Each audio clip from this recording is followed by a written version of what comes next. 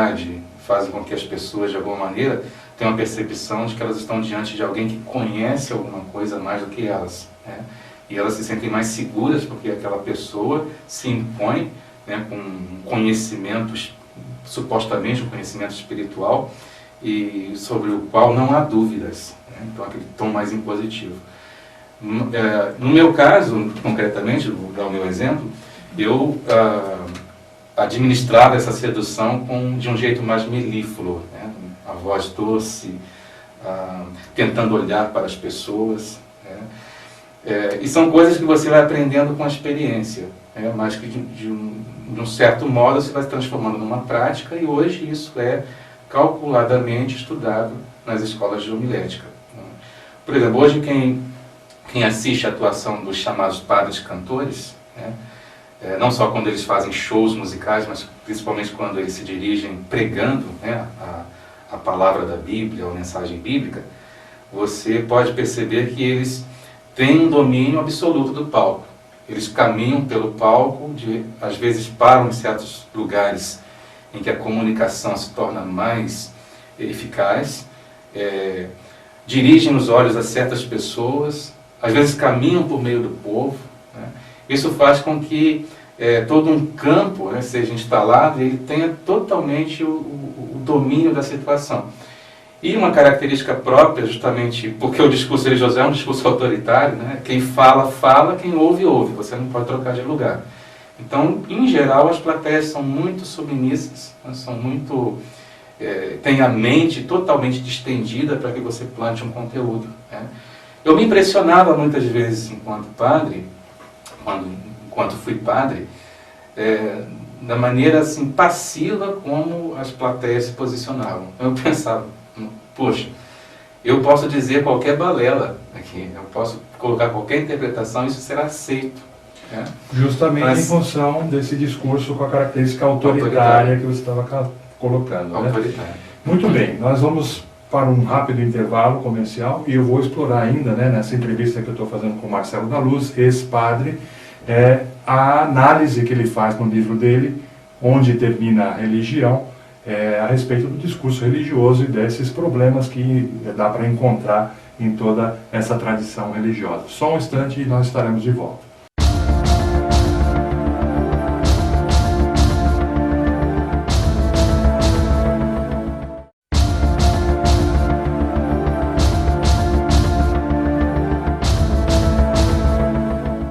De volta com o Consciência Livre, onde hoje entrevistamos o Marcelo da Luz, falando sobre o livro Onde Termina a Religião.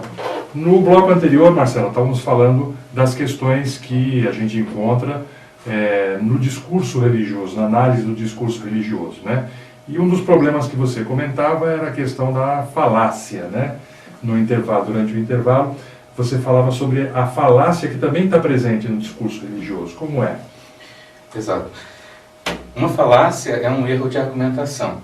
É um argumento quebrado, que possui um erro, que vai induzir o ouvinte ao engano. Mas esse argumento, ao mesmo tempo, tem um poder de persuasão psicológica muito forte.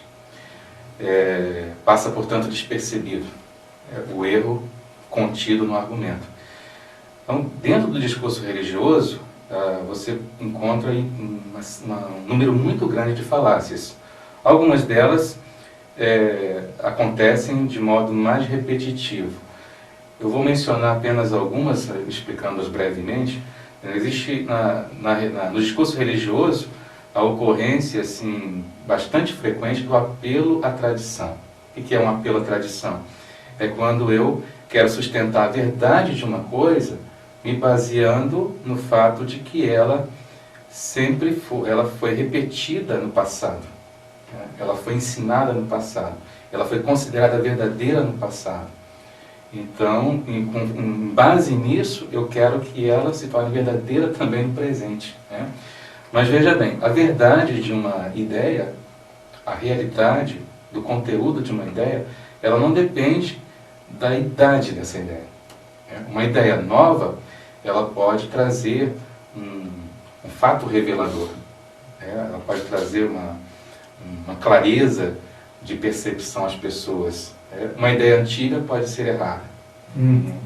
Então não é a idade de uma ideia que garante a sua verdade, mas a religião se baseia muito no apelo à tradição. Que é um processo tradicional. Sim, né? os primeiros disseram assim, pensaram assim, interpretaram assim, e se basearam no discurso de outros que vieram ainda anteriormente, e até hoje eu repito isso. Então, é um discurso muito repetitivo, você vive para repetir, e não para realmente construir a verdade. Então, esse processo da falácia do apelo à tradição.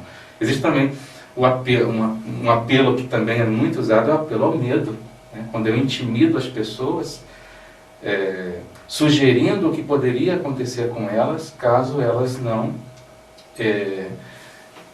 concordem com as minhas propostas ou não de aceitem, salvação, né? não aceitem, ou não se coloquem como membros da minha seita. Então existe uma consequência, existe um castigo, existe um inferno esperando. Isso apela ao medo. Agora, uma falácia que é muito presente na tradição, que é a mais familiar para o povo brasileiro, que é a tradição cristã, é a falácia do falso dilema. O que é um falso dilema? É quando eu lido com uma questão muito complexa e eu quero que o ouvinte concorde comigo. Então, como solução para aquele problema, eu apresento poucas alternativas, mas já direcionando o ouvinte a escolher a alternativa que eu elegi como verdadeira. Então, dentro do cristianismo, a falácia do falso dilema aparece de várias maneiras, mas o falso dilema mais célebre talvez seja essa díade, paraíso e inferno. Uma vida humana que é um átimo no tempo, muito breve no tempo, ela é a base para toda uma eternidade. Se eu vivo, qualquer que seja a minha vida, 15 anos, 30 anos, 40 anos, 70 que seja, 90 que seja, 130 que é o máximo possível que seja, no tempo, na história humana, isso é praticamente nada. E em base ao que eu vivo nessa existência tão fugaz, tão transitória, eu quero garantir a eternidade. Então, ou eu aceito viver segundo os desígnios daquela seita, daquela religião, ou dos ensinamentos do Evangelho, e eu vou conquistar o céu, que é uma alternativa, e a alternativa que eu, como padre, orador religioso, quero convencer o ouvinte, ou se ele não aceita o que eu digo, existe o inferno, que é um mar de tristeza e de frustração e uma condenação eterna. Então, ou extremos, uma coisa ou outra. Mas a vida humana e a consciência humana é algo muito mais complexo. É algo que vai muito além dessas duas possibilidades. Na verdade, isso é uma caricatura. Um maniqueísmo, uma visão que, na realidade, a gente não observa no mundo em que a gente vive. Mas eu não poderia deixar de falar de falácia sem citar uma falácia que, a meu ver, é aquela sobre a qual, se as pessoas tivessem um pouco de entendimento sobre ela, talvez muitas dos enganos e das seduções que a religião acaba provocando nas consciências não ocorreria, que é a falácia da esperança. O que é a falácia da esperança? É aquela concepção de que uma ideia, por ser boa, por ser agradável, por ser desejável, ela automaticamente seria verdadeira. Então, por exemplo, a ideia de que eu, ao morrer, vou encontrar um pai de braços abertos, ou uma mãe no céu me esperando com seu manto para me envolver, ou a ideia de que eu serei recompensado com o paraíso, e viver a imaginação que nós temos do paraíso, um lugar tranquilo, de paz, totalmente diferente desse conflito que nós vivemos muitas vezes na nossa existência. Não deixam de ser ideias assim, muito atraentes, ideias muito boas, mas não é pelo fato de elas serem desejáveis, se elas fossem verdadeiras seria o máximo, não é pelo fato de elas serem desejáveis que elas se tornam verdadeiras. Então, por exemplo, um caso muito, muito concreto, alguém perdeu um parente numa enchente, numa tragédia. Passaram-se 2 semanas, o corpo não foi encontrado. Mas a pessoa que ficou, ela se nega a encarar esse fato. E a ideia de que esse ente querido pode estar vivo passa a alimentar os dias daquela pessoa. Passa a ser o motivo, a razão do viver daquela pessoa. Eu acredito que o meu amado está vivo. E é assim que eu consigo viver, né? Mas o fato dela desejar que essa pessoa esteja viva não traz a vida verdadeiramente, né? Se nós formos olhar o fenômeno religioso, a religião é uma grande falácia da esperança. Porque ela lida com uma série de ideais, ela projeta um futuro para o ser humano moldado nas categorias de eternidade, nas categorias de paz absoluta. Muitas vezes ajudando a aguentar uma vida absolutamente atribulada, difícil, cheia de problemas, né? Ela confere consolo. Eu sofro nessa terra, mas eu sei que quando eu morrer eu vou encontrar recompensa. Isso move a pessoa, né? Mas veja, por mais que uma ideia seja consolatória, por mais que a pessoa encontre, entre aspas, paz de espírito ou ouviu alguma coisa assim, isso não faz dessa ideia consolatória algo verdadeiro, algo real do outro lado, né? Então, esse é o grande enigma da religião, né? Ela consegue oferecer um consolo, mas que é auto-engano, né? E muitas vezes faz com que a pessoa se distraia da tarefa de discernir as situações em sua vida, da tarefa de enfrentar a si mesmo, né, de descobrir a realidade da sua própria consciência, né, e de construir autonomia, né, querendo atracar o barco da vida a esperanças ou a ideias consolatórias que podem ser até muito atraentes, mas elas não garantem a verdade. Uhum.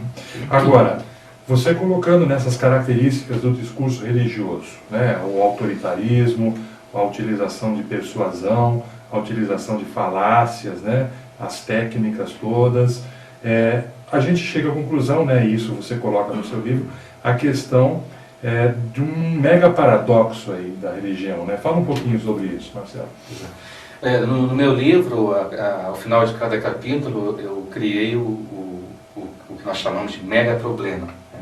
Que é evitando essa questão dessa persuasão autoritária que sempre é feita na religião e que eu fiz durante muitos anos, devolver para o leitor uma questão que ele possa tentar resolver, que ele possa refletir, que ele possa entrar em diálogo com o autor, né?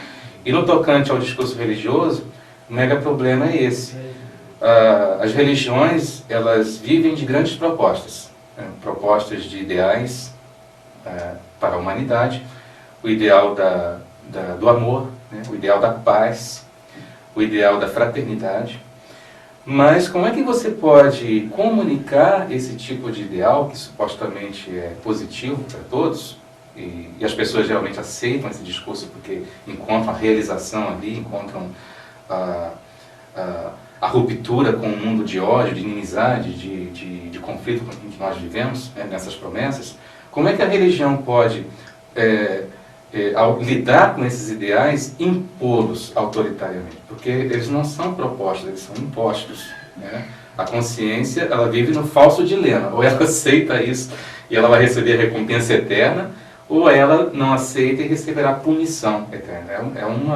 É uma chantagem, né? É uma imposição. Isso é a primeira coisa. A outra coisa é que esse discurso no qual esses ideais são apresentados são discursos repletos de erros de argumentação, né?